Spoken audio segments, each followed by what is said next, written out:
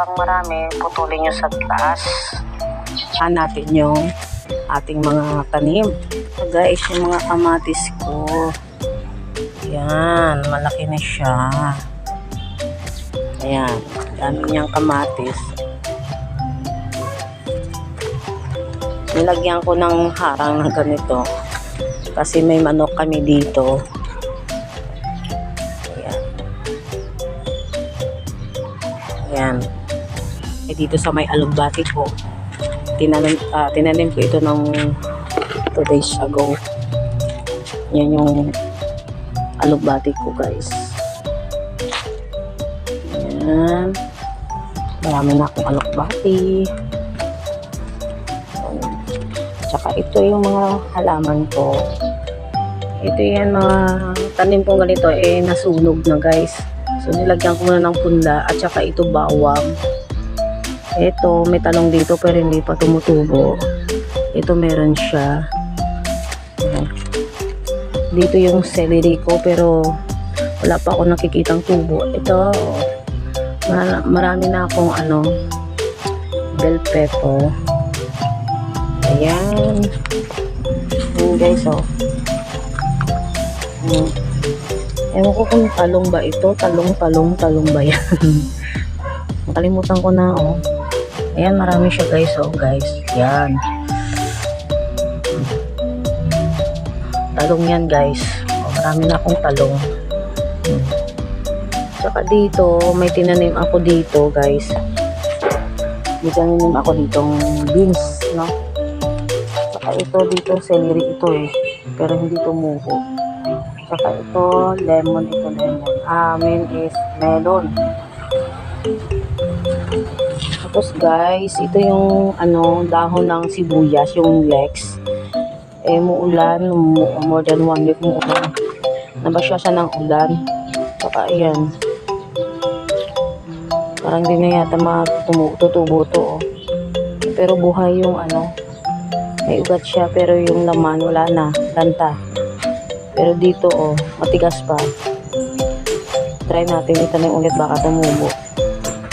Ito yung mga sili ko, marami akong sili. Ayan. Yung sikreto guys ng sili, para maglabong siya yung sili, putulin dito guys.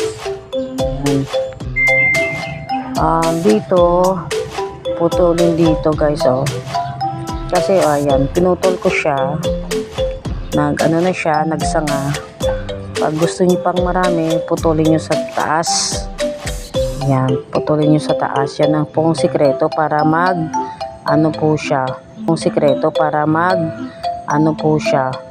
magsanga. Ito wala siyang sanga kasi hindi ko siya naputulan. So putulan natin para magsanga, para mag-anak. Yan. At saka ito. So pinutulan ko siya, nagkaroon siya ng sanga. Ayan yung part ng pinutol ko guys Ito. Ayan, yan guys. So, ito, nagkaroon na siya ng anak.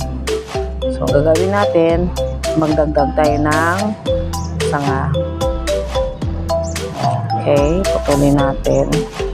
Nagkaroon ng partner in life. Single pa rin siya. Guys, wala pa rin siyang asawa. Yan ang dapat ang gagawin natin. Pati yung halaman na may karoon. Tanggalan natin ng yung pinakataas niyaan. Para siya, para dumami. Ayan ang purpose niyan. Ayan. So, yan mga tanim ko na yan. So, para siya, pag dumami ang sanga, marami din siyang bunga. Ganyan ang ginagawa ko sa mga sili ko. So, second time ko na nagtanim ng bell pepper.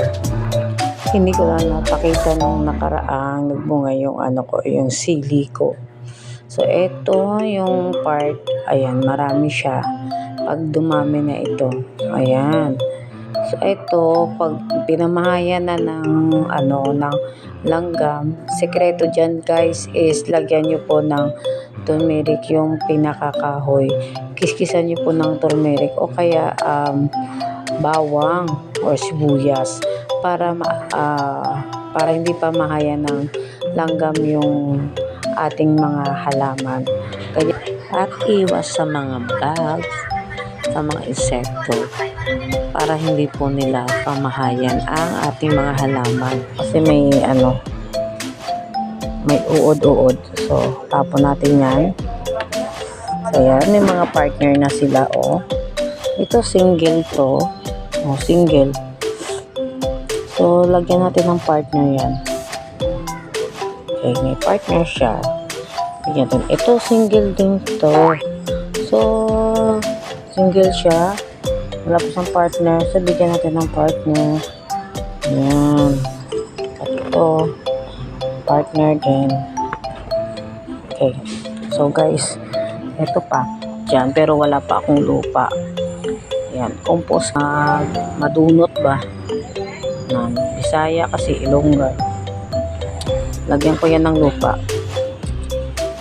At ito, meron pa akong nilagyan ko ng fence dito. Kasi meron kasi kaming manok. Bago lang mga tanim yan. Saka meron akong melon dito. Hello! Hi! Meron na nilagyan ako. Ang inaanak ko. Yan. Gumagapa. Hi! May melon ako namumulaklak na. Yan. Namumulaklak na ang aking melon. 3 puno. Yan. 3 puno yung melon. Hi! Oh, smile na, naiga. Smile. Yan, inaanak ko yan. Si Heaven, magandang bata. So guys, meron ako mga tinanim na bawang. Yan, tinan nyo guys, oh. Ayan, tinutusok-tusok ko lang yan. Yan. Ayan, meron na siyang buhay na guys, oh. Buhay na. Saka ito, bell pepper din yan. Meron akong bawang dito. Tinusok ko lang siya guys, oh. Yan, buhay na siya. Mahaba na yung dahon niya. Yan.